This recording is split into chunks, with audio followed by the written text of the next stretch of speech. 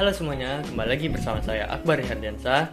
Pada video kali ini kita akan mempelajari tentang manajemen pendidik dan peserta didik pada mata kuliah pengelolaan pendidikan. Langsung saja ke materi yang pertama, yaitu manajemen pendidik. Pengertian manajemen pendidik.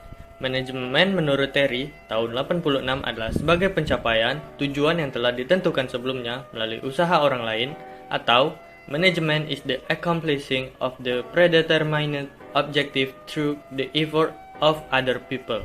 Sementara itu, menurut tim dosen administrasi pendidikan tahun 2014 pada halaman 230, manajemen berasal dari bahasa Inggris yaitu management yang dikembangkan dari kata to manage yang artinya mengatur atau mengelola. Kata manage itu sendiri berasal dari Italia, managio, yang diadopsi dari bahasa Latin menagiare yang berasal dari kata manus yang artinya tangan. Pendidik adalah tenaga kependidikan yang berkualifikasi sebagai guru, dosen, konselor, pamong pelajar, widiaiswara, tutor, instruktur, fasilitator, dan sebutan lain yang sesuai dengan kekhususannya serta beradaptasi dalam menyelenggarakan pendidikan pada Undang-Undang Nomor 20 Tahun 2013. Jadi, dapat disimpulkan oleh penulis bahwa manajemen pendidikan merupakan suatu kegiatan merencanakan, mengelola, dan mengorganisasikan, mengkomunikasikan sumber daya pendidik atau pendidik agar dapat berjalan atau melaksanakan tugas dan tanggung jawabnya secara efektif dan efisien, dengan maksud tercapainya tujuan pembelajaran atau tujuan pendidikan sebagaimana yang diharapkan.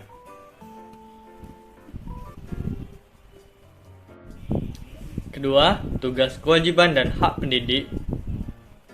Pada tugas pendidik menurut Undang-Undang Nomor 20 Tahun 2003 adalah merencanakan dan melaksanakan proses pembelajaran, menilai hasil pembelajaran, melakukan pembimbingan dan pelatihan, serta melakukan penelitian dan pengabdian kepada masyarakat, terutama bagi pendidik pada perguruan tinggi.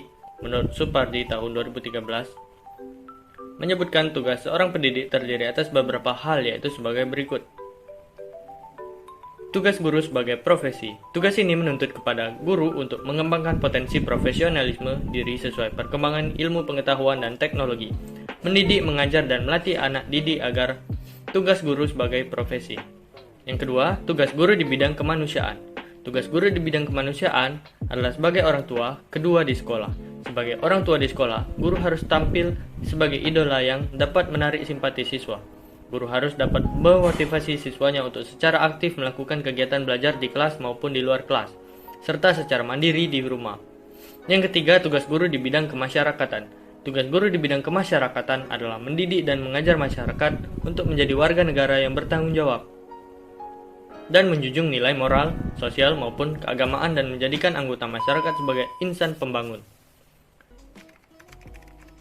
Ada pula kewajiban pendidik. Kewajiban pendidik dalam Undang-Undang Nomor 20 Tahun 2003 yaitu 1. Menciptakan suasana pendidikan yang bermakna, menyenangkan, kreatif, dinamis, dan dialogis.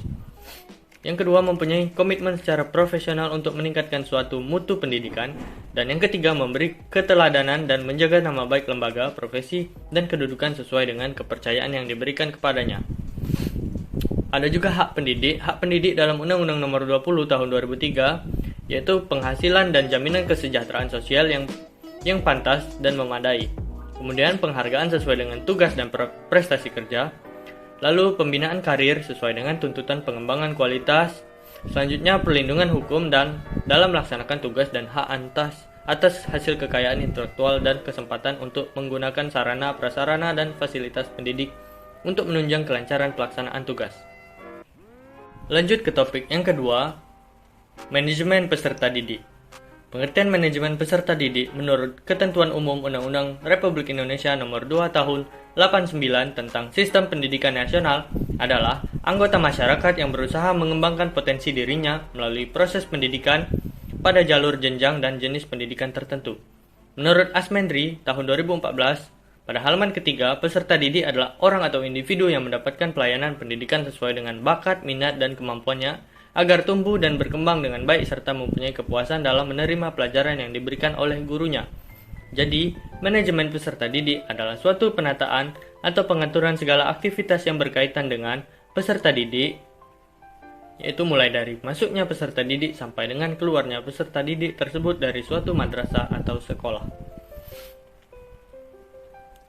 Nah, yang kedua ada langkah-langkah perencanaan peserta didik. Menurut Asmendri tahun 2012, langkah-langkah perencanaan peserta didik yaitu forecasting atau membuat perkiraan dengan mengantisipasi ke depan. Kemudian objektif merupakan perumusan tujuan. Kemudian policy. Kebijakan di sini berarti mengidentifikasi sebagai macam jenis kegiatan. Yang keempat, programming merupakan seleksi atas kegiatan-kegiatan yang sudah dirumuskan pada langkah policy. Yang kelima, prosedur merupakan merumuskan langkah-langkah secara berturut. Yang keenam, schedule merupakan penjadwalan terhadap kegiatan yang sudah diprioritaskan. Yang ketujuh, budgeting merupakan anggaran atau pembiayaan. Dalam kegiatan ini ada dua kegiatan yang dilakukan. Yang pertama, mengalokasikan anggaran. Kemudian yang kedua, penentuan sumber anggaran. Kemudian ada rekrutmen peserta didik. Rekrutmen peserta didik merupakan proses pencarian dan menentukan peserta didik yang nantinya akan menjadikan peserta didik di sekolah yang bersangkutan. Menurut Asmendri tahun 2012, prosedur perekrutan peserta didik menurut Asmendri secara lain sebagai berikut. Yang pertama, pembentukan panitia penerimaan. Panitia ini dibentuk dengan maksud agar secepat mungkin melaksanakan pekerjaannya. Kemudian B, rapat penerimaan peserta didik baru.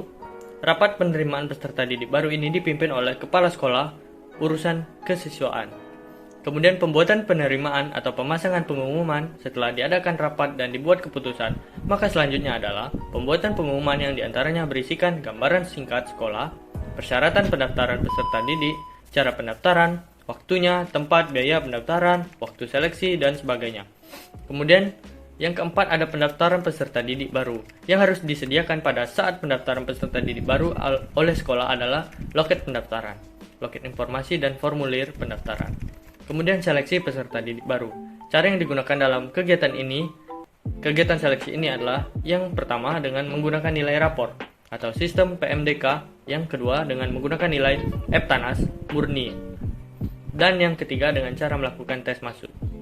Yang terakhir, orientasi peserta didik. Tujuan dan fungsi orientasi peserta didik antara lain sebagai berikut. Tujuan orientasi menurut Asmendri tahun 2012 agar peserta didik lebih mengenal dekat mengenai dirinya sendiri di tengah-tengah lingkungan yang baru. Kemudian agar peserta didik mengenal lingkungan sekolah, baik lingkungan fisik maupun lingkungan sosial. Kemudian yang ketiga, pengenalan lingkungan sekolah yang demikian sangat penting bagi peserta didik dalam hubungannya. Fungsi orientasi menurut Asmendri tahun 2012, bagi peserta didik sendiri, orientasi berfungsi sebagai wahana untuk menyatakan dirinya dalam konteks keseluruhan lingkungan sosial.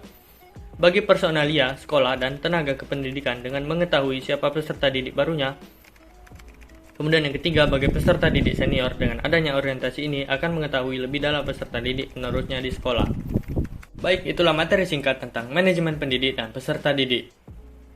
Sekian, semoga video ini bermanfaat. Terima kasih.